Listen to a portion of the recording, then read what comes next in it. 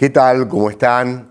Omar López, cara y seca de la información, lo que hay detrás de la noticia. Hoy hay feminismo. Sí, segundo programa o realmente Rocío Cereijo por segunda vez con nosotros. Y es un placer porque ya hablamos con ella de algo gravísimo, una investigación que ha hecho, ya que ella es investigadora de la Universidad Nacional de La Plata, el tema de los Mazot en Bahía Blanca, los medios de comunicación, el terrorismo de Estado. ¿Cuánto persiste de todo esto en la línea de lo cultural, de lo comunicacional? Bueno, yo quería hablar con ella, y de esto cuenta el segundo programa, porque ustedes saben que hay un crecimiento, una identidad, una intensidad, un protagonismo con el tema del feminismo fuera de término para el esquema de dominio del patriarcado. Pero se ha empezado a hablar poco, sacando Página 12, que hay una permanente, interesante producción. Después hay como una caída, realmente, tratar de invisibilizar el desarrollo político, cultural del movimiento feminista en la Argentina. Y vamos a hablar con ella, a ver qué mirada le está echando a esto, dado que es una especialista en ir viendo, ir siguiendo este tema. Rocío, gracias. ¿Cómo estás? Gracias a ustedes por invitarme. Es tan así lo que yo digo, estoy muy exagerado, porque uno a veces se embronca y exagera, ¿no? Pero bueno, ¿qué lectura haces? En relación al crecimiento, bueno, estoy de acuerdo, por supuesto. Creo que hay una marea. Hay una marea muy grande y es un término muy, muy lindo. El otro día estuvo Judith Butler, que es una filósofa muy reconocida para quienes somos feministas, y hablaba de lo lindo de este término de marea, porque es un movimiento que va, que viene, que se renueva, y específicamente, bueno, en Argentina, una de las características más lindas creo que es la juventud, que lo protagoniza, que cada vez es más grande.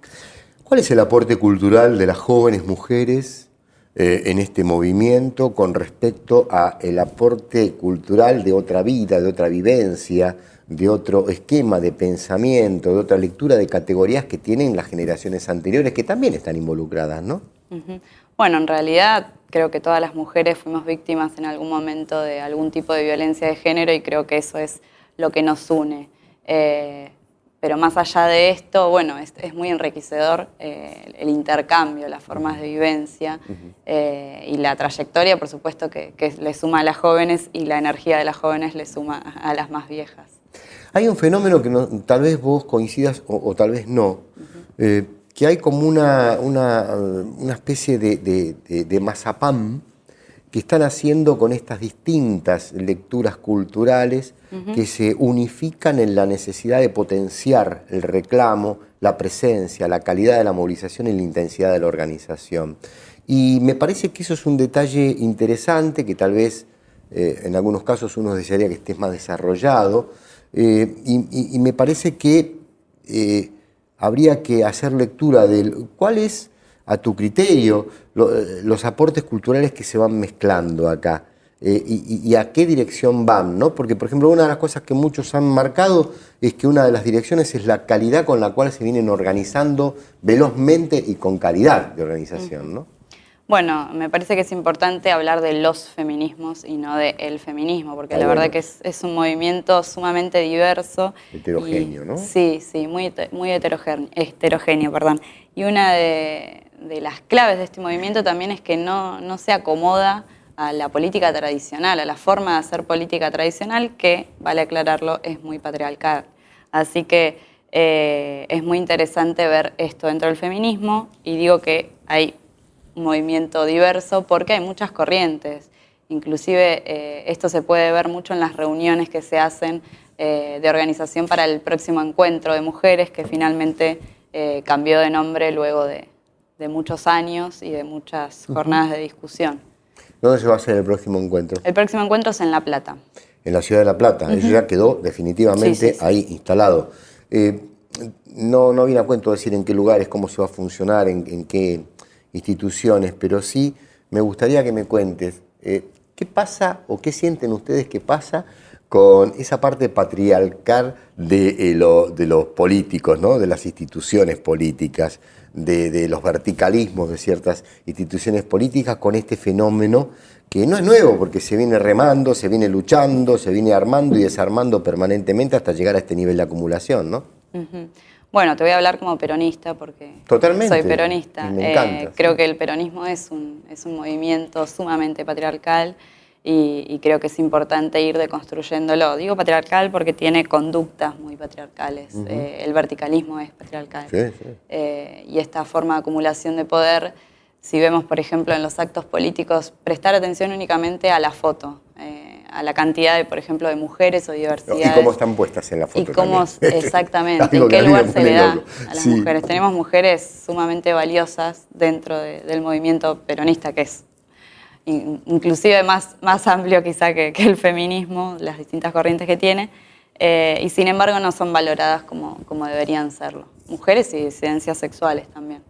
¿Pensaste alguna vez en tu intimidad por qué diablos estamos siempre relegadas las mujeres? O sea, porque somos más capaces, porque somos más sensibles, porque somos la madre, y esto ya no hay con qué darle. Desde la experiencia, desde la investigación, desde la vida y de la experiencia propia, ¿no? En lo político, ¿lo reflexionaste en algún momento? Sí, todos los días. Todos los días. Todos ¿no? los días. Y bueno, ¿En qué vericuetos te metes con esa reflexión? Todo el tiempo. En todos. Últimamente lo que sucede también es que se nos termina destinando a las mujeres, en la investigación, digo que es también mi área, únicamente a las investigaciones relacionadas con género. Sin embargo, entiendo que podemos tener distintas miradas y podemos abordar distintos ejes temáticos con una perspectiva de género. No necesariamente tenemos que investigar género. Claro. Por supuesto que valoro muchísimo que haya compañeras que lo hagan y que estén interesadas. A mí también me interesa. Pero también está bueno sumarle la perspectiva de género a las distintas áreas científicas. Rocío Cereijo, pensaba en Evita, por poner un ícono. Podríamos hablar, si vos querés, de Cristina Fernández de Kirchner también, ¿no? Quizás en otro tiempo mucho más complejo, de mucha mayor fricción, tuvo que lidiar culturalmente como quizás no lidió nadie en la política argentina, ¿no? Y eso es algo que quizás en 50 años se trabaje nuevamente y se descubran muchas cosas. Cuando uno habla del movimiento feminista y de todo lo nuevo que abarca, ¿no? ¿Qué parámetros tienen personajes de estas características en lo cultural, en la determinación política, en el origen de clase, en la rebeldía? Si querés seguimos agregando, pero para darte el tiempo a vos, ¿qué lugar ocupa? Bueno, creo que es difícil también juzgar con el diario del lunes, hablar de Evita, teniendo en cuenta los parámetros actuales, es un tanto complejo. Sin embargo, yo creo que tenía muchas características feministas. De hecho, a Evita, por poner un solo ejemplo, le debemos el derecho al voto. Así que bueno, me parece que es un tanto difícil juzgarla, entre comillas, desde la actualidad. Creo que hay que mirarla en el tiempo histórico y que debemos agradecerle muchísimas conquistas a ella y a muchas mujeres peronistas. No nos tenemos que olvidar tampoco del Partido Peronista Femenino. Hay una anécdota, no hay tiempo y no corresponde desarrollarla, pero está grabado en el archivo de Mate Amargo con el coronel Horacio Ballester. Me dicen que quedan 5 minutos, es una eternidad 5 minutos. El coronel Horacio Ballester integraba el Centro de Militares para la Democracia, el CEMIDA. Y una vez me contó una anécdota en una entrevista, y por eso digo que está grabada en el archivo, donde Evita estaba con Perón, previo a una marcha, y van los militares, lo saludan a Perón, y ella era la jefa de Estado, la primera dama, no la saludan. Y los agarró, no puedo reproducir las palabras, pero les dijo de todo, y los obligó a saludarla con el rango que correspondía. Y ahí hay toda una frase que contaba Ballester con respecto a cómo ella los caracteriza de machistas, ¿no? De una porquería, dijo otra cosa. Bueno, así era Eva Perón, o sea, tenía clara su clase y tenía clara la dignidad de su clase como mujer. Quizás uno dice que exagerado, cuando uno mide culturalmente lo que significó el dolor de saber que morías, y mientras eso estaba ocurriendo, la fiesta de la burguesía que escribía en las calles, viva el cáncer, es impactante. como esto en una mujer. Y esto me trae a colación a una tapa que para el cierre de este programa te voy a contar de la revista Noticias, en este caso en aquel momento era jefa de Estado, ¿eh? Cristina Fernández de Kirchner era jefa de Estado. Por mucho menos están presos algunas personas por opinar en las redes del presidente que tenemos. Me gustaría que para cerrar el programa, Rocío Cereijo, me digas cuánto falta para que el movimiento feminista y el hombre, el compañero, el trabajador, pueda abrir un nuevo cauce donde, por ejemplo, en el movimiento político sindical, en el movimiento cultural, en las organizaciones deportivas, estemos en igualdad de condiciones y podamos construir un nuevo mundo. Bueno, la verdad que no tengo la respuesta, me encantaría tenerla, pero bueno, apelo a que los varones que integran estos espacios políticos, los sindicatos, los partidos políticos tradicionales, se den cuenta, sean verdaderamente conscientes de los privilegios que tienen y que tuvieron históricamente y que hagan un paso al costado y nos permitan protagonizar esos espacios también. ¿Hay algo que te preocupe de cómo se está construyendo en la diversidad, en lo heterogéneo del movimiento feminista? Esa pregunta la voy a poder responder de acá a 10, 15 ¿Nada años. te hace ruido?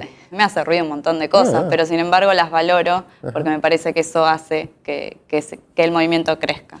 Rocío, de verdad, por segunda vez te digo gracias. Gracias a No ustedes. por tercera, porque ya la sacamos en Radio del Plata, es un placer. ¿Te sentiste cómoda? Muy cómoda. Sí, Bueno, muchas gracias. y ahora tengo con ustedes, le dije para el cierre la tapa de la revista Noticias. Se hizo un orgasmo con la presidenta. La revista Noticias editó una serie de escritos y artículos e ilustraciones donde daban a entender que la jefa de Estado se motivaba y hasta tenía un orgasmo con la gente que la iba a victoriar. Nada más repugnante, nada más medieval, nada más atrasado de una composición de este carácter en algo tan delicado y serio como es informar y comunicar a la sociedad. Eso a nivel internacional fue criticado por niveles muy, muy importantes de la comunicación global.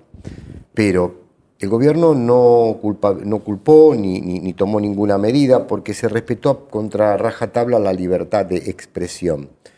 Algo que hay que tener muy en cuenta en estos tiempos donde no hay libertad de expresión, donde se han confiscado derechos, donde prácticamente no ha quedado la ley de medios en vigencia y donde prácticamente hay dos medios que hacen de emisión satelital a una red de medios que están vinculados con ellos. Y concretamente estoy diciendo de Clarín, estoy diciendo de Nación, estoy diciendo de Papel Prensa y estoy diciendo de muertes, de torturas, de crímenes para poder apropiarse de la distribución del papel donde se escribe y se imprimen los diarios. Concretamente estoy hablando de eso y estoy hablando de uno de los peores momentos, más oscuros momentos que corregidos y aumentados son tanto más complejos que durante la dictadura con el tema de la comunicación. En la dictadura tuvimos 100 periodistas desaparecidos, ¿correcto? Entre ellos Rodolfo Wolf. En la Argentina de hoy tenemos desaparecida definitivamente la información. Pensemos en todo esto porque tenemos que empezar a apropiarnos de la Constitución y del derecho a comunicarnos democráticamente. Chau, hasta mañana.